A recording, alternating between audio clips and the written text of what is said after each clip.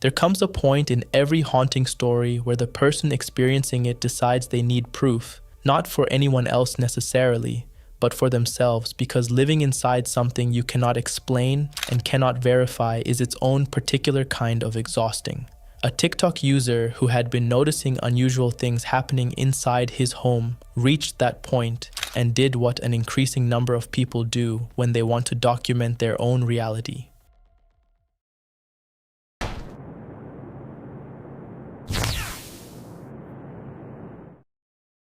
He set up a camera in his living room, pointed it at the space where most of the activity seemed to be concentrated, and let it run. He had been experiencing things in that house that he couldn't account for through any ordinary explanation, the kind of low-level, persistent strangeness that builds over time from something easy to dismiss into something that follows you from room to room and refuses to be reasoned away. The living room had become the focal point, the place where whatever was present in the house seemed most active and most willing to make itself known. He wanted something on camera. He wanted to be able to look at footage rather than rely on his own memory and perception, both of which can be argued with in ways that a recording cannot. What the camera captured while he was away from the room was significant enough that he shared it publicly without hesitation.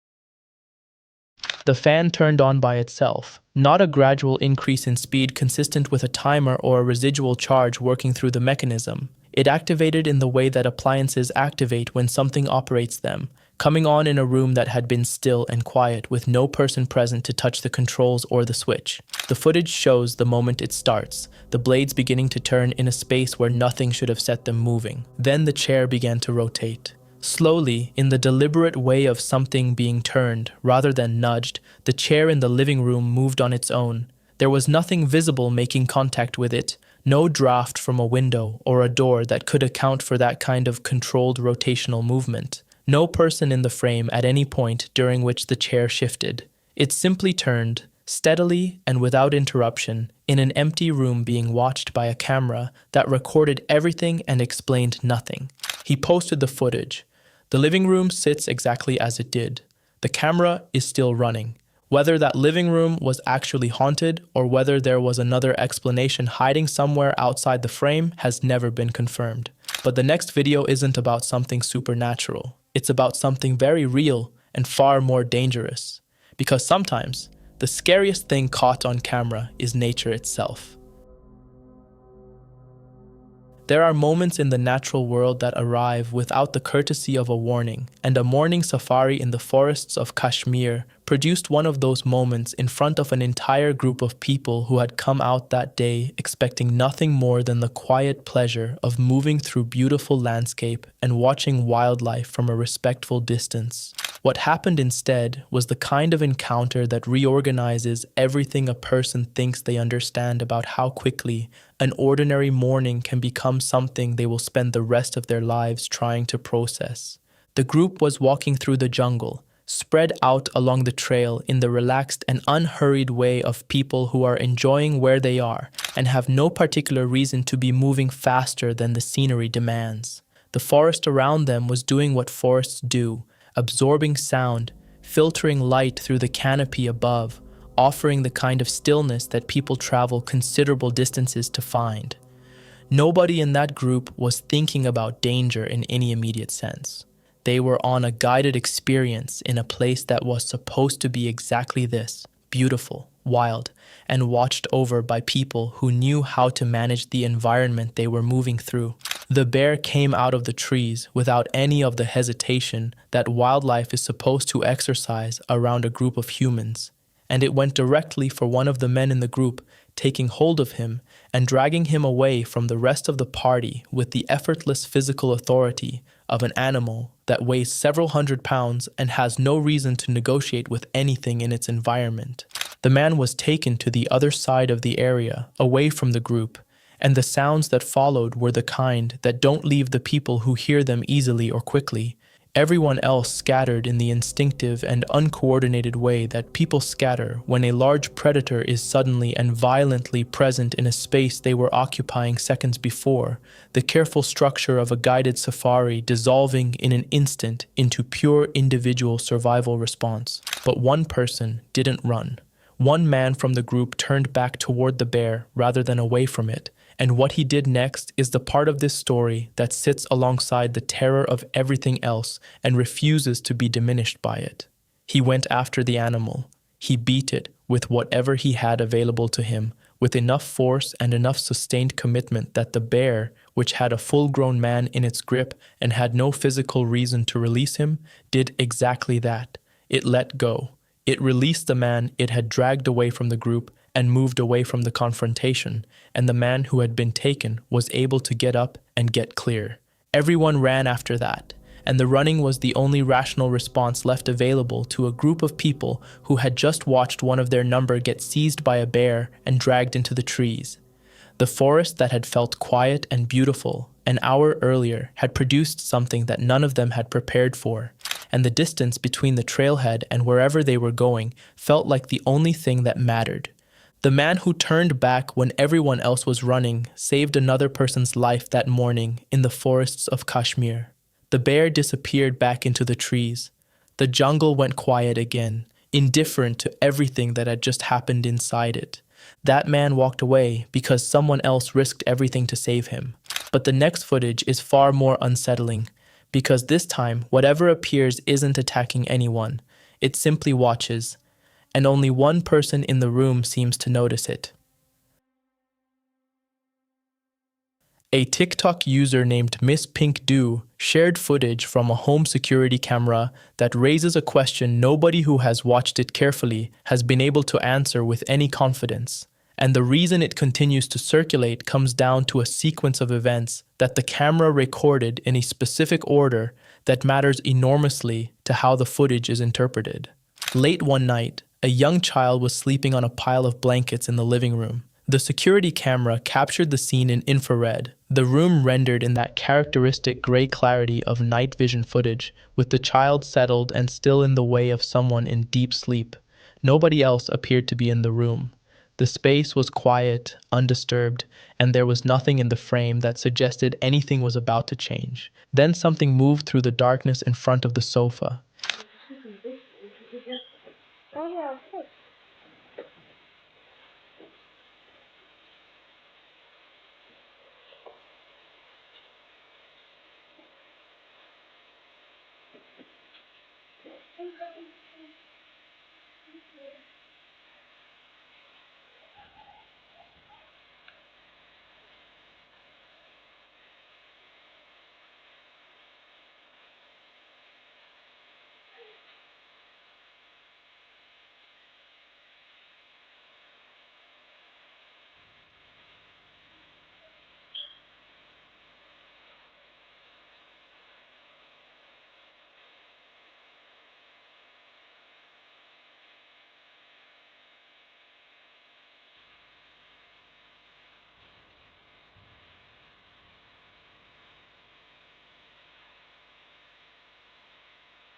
It appears in the footage as a faint apparition, gliding across the space with a quality that immediately separates it from the kind of movement that furniture or shadows produce when a light source shifts outside a window or a car passes in the street.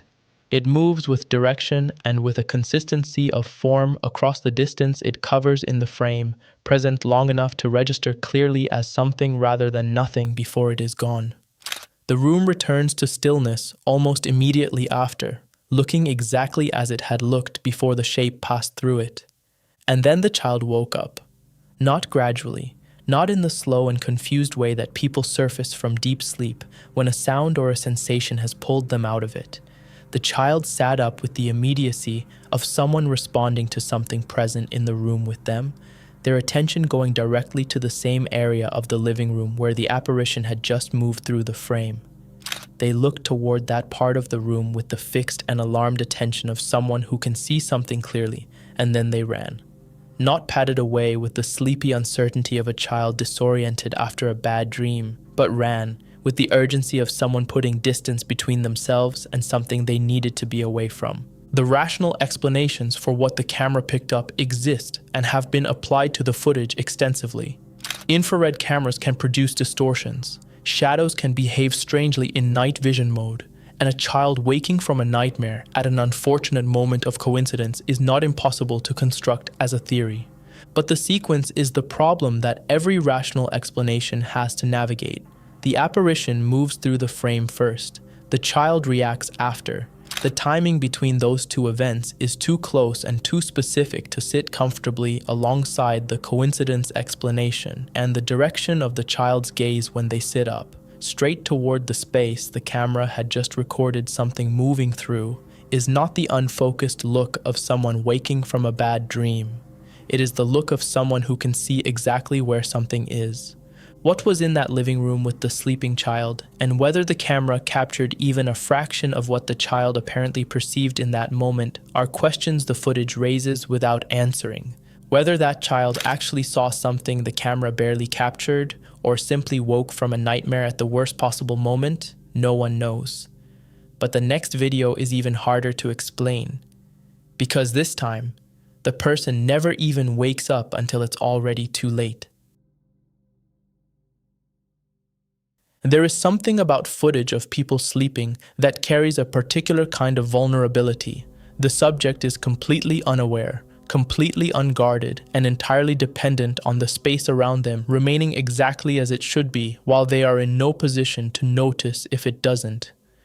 Security camera footage from inside a bedroom where a man was sleeping alone captures the moment that the space around him stopped being what it should have been, and the footage has been watched and rewatched by a significant number of people who cannot settle on a comfortable explanation for what the camera recorded. The man is asleep in his bed, and for the opening portion of the footage, everything is exactly as it appears. A person in a room at night, the stillness of a space where nothing is moving and nothing has any reason to move. The CCTV camera positioned in the room records it all with the flat and indifferent clarity of a camera that has no opinion about what it captures and no investment in what the footage will eventually be used to argue.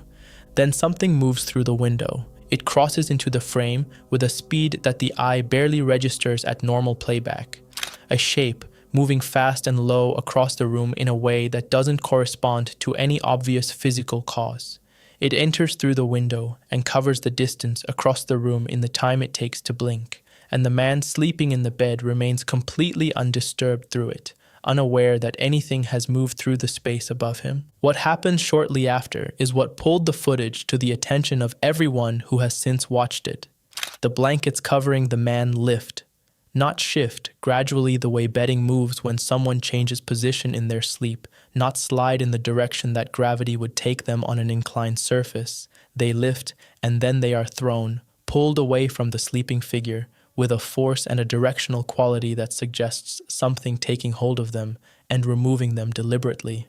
The footage was slowed down for anyone who wanted to look more carefully at what had moved through that window, and the slowed version is where the debate about the clip has been most active. Frame by frame, the shape that enters the room becomes slightly more defined than it appears at normal speed, enough to make the question of what it actually is feel more pressing rather than less. Whether it resolves into something with a rational explanation at that slower pace or whether it only deepens the problem depends largely on who is doing the looking and what framework they are bringing to it. The blankets ended up on the floor. The window showed no sign of forced entry. The man in the bed had been asleep, alone, in a locked room, and something had come through the glass and taken his covers off in the middle of the night. What it was has never been established to any general agreement among the people who have examined the footage. Sleeping leaves you completely vulnerable. But the next piece of footage proves you don't even have to be inside the house for something impossible to happen. Sometimes all it takes is reviewing your security camera the next morning.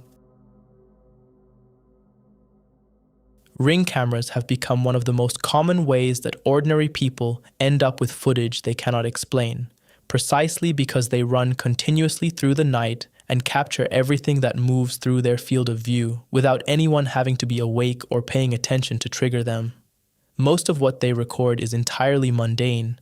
Occasionally they capture something that the person reviewing the footage the next morning cannot account for. And that is exactly what happened when a young woman sat down to check her grandparents' Ring camera footage from the previous night. The timestamp on the recording showed 2 in the night. The area outside her grandparents' home was dark in the way residential streets become dark at that hour. The Ring camera's night vision rendering the scene in that familiar gray-green clarity that makes everything look slightly more stark than it does in daylight.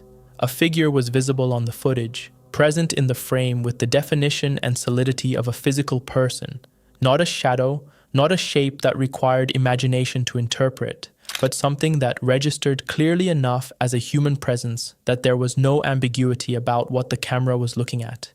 And then the figure was simply gone, not walking out of frame in the ordinary way that people move through a camera's field of view, not stepping to one side or continuing down the street, gone in the way that things disappear when there is no transition between being there and not being there. One moment the figure was present and the next it wasn't, with nothing in the footage to account for the gap between those two states. The young woman who found the footage was convinced immediately and completely that what the camera had captured was a ghost, and shared it publicly with that interpretation already fixed in her mind. The responses she received were divided in the way these things always are.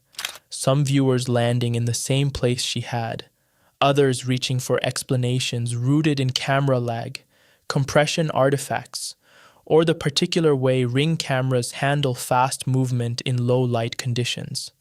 Whether any of those technical explanations fully account for what the footage shows, or whether what disappeared from her grandparents' front yard at 2 in the morning was something that no camera setting can explain, is a question the footage declines to settle on anyone's behalf. Before we reveal the final 5 cases, if you're enjoying these real terrifying videos, make sure to subscribe. We spend hours tracking down the internet's creepiest and most mysterious footage so you don't have to. And trust me, the videos you're about to see only get stranger from here. A TikTok user shared footage recorded in Port Louis, Mauritius, showing something that's since drawn plenty of attention for how methodically it rules out the ordinary explanations before anyone even asks for them. The clip centers on a toilet door, caught on camera opening and closing entirely on its own, with the activity taking place sometime between 1 a.m. and 2:30 a.m., the kind of dead quiet hour when a building is least likely to have anyone moving through it, and most likely to feel like every small sound carries further than it should. What sets this particular clip apart from a lot of similar footage is how specifically the person sharing it addressed the most obvious explanations up front. Wind is usually the first thing anyone reaches for when a door moves without an apparent cause, and it's the first thing ruled out here. There was no wind recorded or reported during the window the door was active. Beyond that, the person posting the clip made a point of confirming that all windows and exit doors throughout the building were fully closed at the time, cutting off any argument that a draft could have traveled in from elsewhere and built up enough pressure to push a door open and shut repeatedly. The door itself doesn't just crack open slightly and drift the way something loose on its hinges might. It opens and then closes again, repeating that motion across the hour-and-a-half window the footage covers, a level of consistency that doesn't match the kind of one-off creak an old door might produce from settling or humidity. The repetition is really what gives the clip its weight. A single instance of a door moving might be dismissed fairly easily, but a pattern of it opening and closing multiple times over that stretch of night, with every conventional cause already accounted for and ruled out, is much harder to wave away. Nothing about the footage offers any resolution beyond what it shows. No explanation has been given for what triggered the movement, and no follow-up has confirmed whether anything like it happened again after that night in Port Louis. Whether that door was moved by something paranormal or something far more ordinary, no one has ever found the answer. Trail cameras set up to monitor wildlife have a way of occasionally capturing something entirely different from what they were pointed at, and a South Philadelphia resident found that out in the early hours of a Saturday morning when they sat down to review footage they had set up specifically to keep track of the raccoons moving through their property. What the camera had recorded at around 2 a.m. was not a raccoon. A man was walking across their roof deck.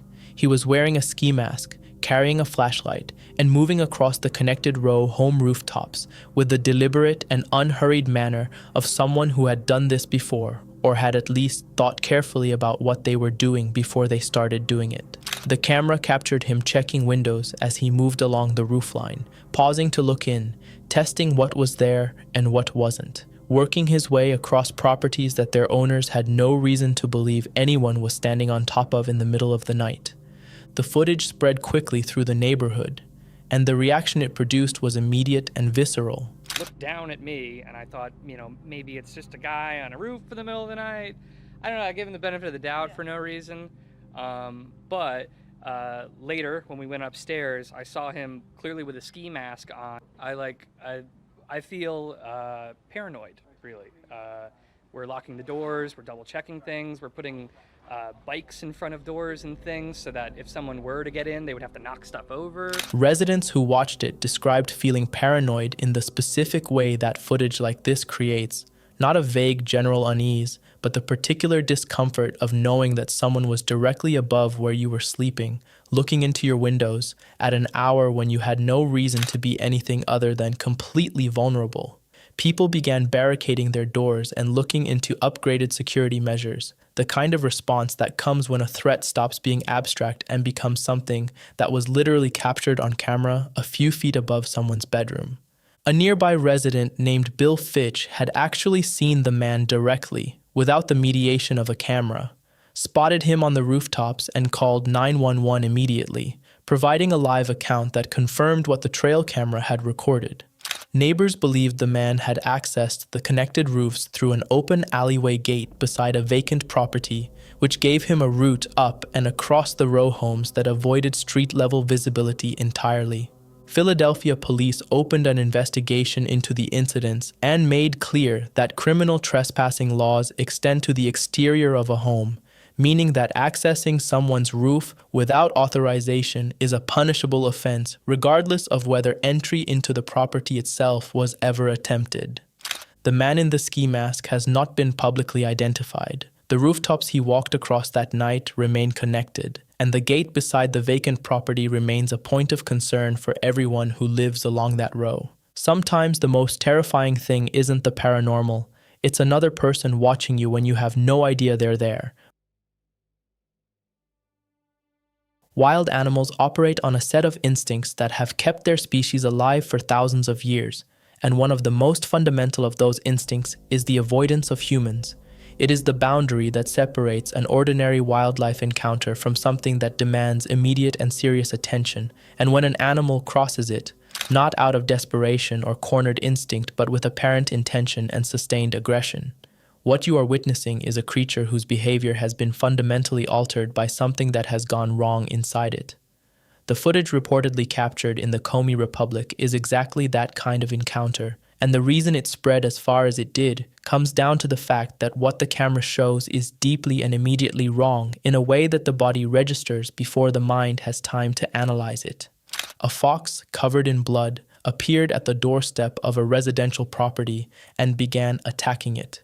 Not sniffing around the perimeter in the tentative way of a curious animal, not retreating at the first sign of human presence, attacking the doorstep, clawing and biting at it with a sustained aggression that had no obvious cause and no obvious endpoint.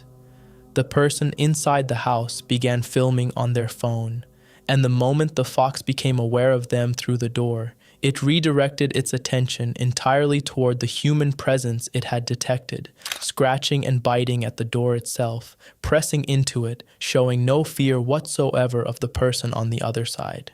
That absence of fear is the detail that makes the footage genuinely unsettling rather than simply alarming. Fear of humans is not a learned behavior in wild foxes. It is hardwired, a baseline response that functions as a survival mechanism. A fox that has lost it entirely, that approaches a human presence with aggression rather than retreat, is a fox whose nervous system is no longer operating within normal parameters. The internet landed on zombie fox as a name for what the footage showed, and while the terminology was dramatic, the underlying instinct that generated it wasn't entirely wrong. Something had taken over the animal's behavior in a way that made it unrecognizable as the cautious and evasive creature that foxes normally are. The most likely explanation, and the one that animal health professionals would point to immediately on watching the footage, is rabies. The disease is known to produce precisely this constellation of symptoms in infected animals: aggression that appears from nowhere, complete loss of fear response, erratic and sustained behavior that ignores every normal social boundary. The blood covering the fox was consistent with an animal that had already been involved in conflict before arriving at that door. The fox eventually turned away from the door and went back into the forest. It never got inside, but for the person standing on the other side of that door with a phone, watching something covered in blood refuse to back away from the glass. The distinction between a rabid animal and something worse probably didn't feel like it mattered very much in the moment. Whatever happened to that fox had a tragic explanation. There are videos that travel across the internet under names that tell you exactly what kind of story has grown around them, and the footage known globally as the Zombie Man is one of the most widely shared and most consistently misrepresented clips of the past several years. It has been reposted in multiple languages, discussed across every major platform, and translated into dozens of different versions of the same viral claim, that the footage shows a man who was already dead, a man whose organs had been removed, somehow rising from a hospital bed and moving through the building in a way that nobody present could explain. The name alone was enough to do most of the work, and by the time the video had spread to the corners of the internet, it eventually reached. The story surrounding it had accumulated layers of detail that had no connection to what had actually been filmed. The truth behind the footage is both simpler and considerably more devastating than anything the zombie narrative offered. The man in the video was real. His name was Cadence Salou, and he was 20 years old when the footage was recorded. A fire had broken out in his home, and while he survived the fire itself, the burns he sustained across his body were severe enough to land him in hospital in critical condition. That is where the camera found him. Not dead, not the subject of any experiment, not resurrected from anything. A 20-year-old in the acute phase of a medical crisis, his body under a level of physical stress that most people will never experience, and that does things to human behavior and movement that, to an outside observer with no context, can look deeply wrong. He got up from the hospital bed. He moved through the space around him in a way that was chaotic and uncoordinated, his body acting without the full direction of a mind that was disoriented and not fully processing where it was or what was happening to it. Extreme shock and severe burn trauma produce this in people, a kind of automatic movement that carries none of the fluency or intention of ordinary walking, and that can read to someone who has never seen it before and has no medical context for it, as something that belongs in a different category of experience entirely. Someone nearby pulled out their phone and started recording, and that recording became the Zombie Man video that spread across the world under a name and a story that had nothing to do with Cadence Salou. He was alive in that moment. His organs were intact. He was a young man in a hospital who had survived a fire and whose body was in crisis. Sometime after the footage was recorded, his condition worsened. He did not survive. The video that became an internet legend about zombies and experiments and the supernatural is, in reality, some of the final footage that exists of a 20-year-old who went through something terrible and didn't make it through to the other side of it. That is the story the Zombie Man video actually tells, once the name and the mythology that grew around it are set aside and the footage is allowed to be what it is. A document of a real person, in real distress in the last days of his life. Not every encounter that gets labeled paranormal arrives in a haunted building or an abandoned corridor in the middle of the night. A moped rider was sitting on his scooter at the roadside. Then the polythene came. A sheet of plastic, the kind that floats through urban environments carried by wind and by the general indifference of the world to where it deposits its lighter debris, caught the air at exactly the wrong moment and in exactly the wrong configuration. It lifted, opened, and descended over the man on the moped in a single fluid motion that had none of the randomness of litter moving in a breeze. It wrapped around him completely, covering his face and his body in a way that, to anyone watching or to any camera capturing the moment, produced something that looked far less like a piece of plastic and far more like a figure, shapeless, white, and pressing itself against a person who had absolutely no way of seeing it coming. The man's reaction was immediate and entirely understandable. Whatever the rational explanation was, the experience of having something cover your face from nowhere on an empty road at the start of the morning does not feel rational from the inside. And those were 10 times cameras caught something terrifying.